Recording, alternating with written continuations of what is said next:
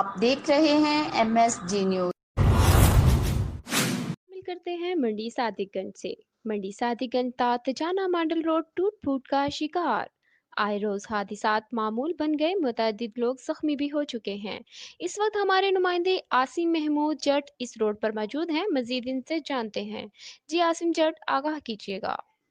जी बिल्कुल, मैं इस वक्त मंडी सादिकगंज से तजाना मांडल रोड पर मौजूद हूँ और तजाना मांडल रोड इंतहाई ख़राब और ख़स्ता हाल हो चुका है।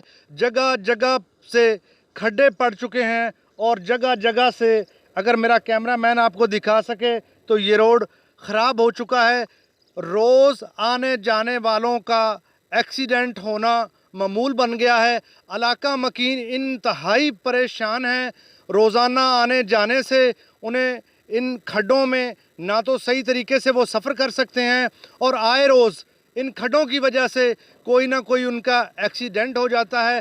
फिलफौर इलाका के लोगों ने अपील की है वक़्त हुकूमत से कि फिलफौर इस रोड को बनाया जाए और इस रोड के डिस्पैच लगवाने को यकीनी बनाया जाए ताकि लोगों के लिए आसानी पैदा हो। MSG न्यूज़ के साथ आसिम महमूद जट, मंडी सादिकगंज। वाकई मसाइल पर नज़र है। MSG न्यूज की मज़ीद खबरों के लिए देखते रहें MSG न्यूज।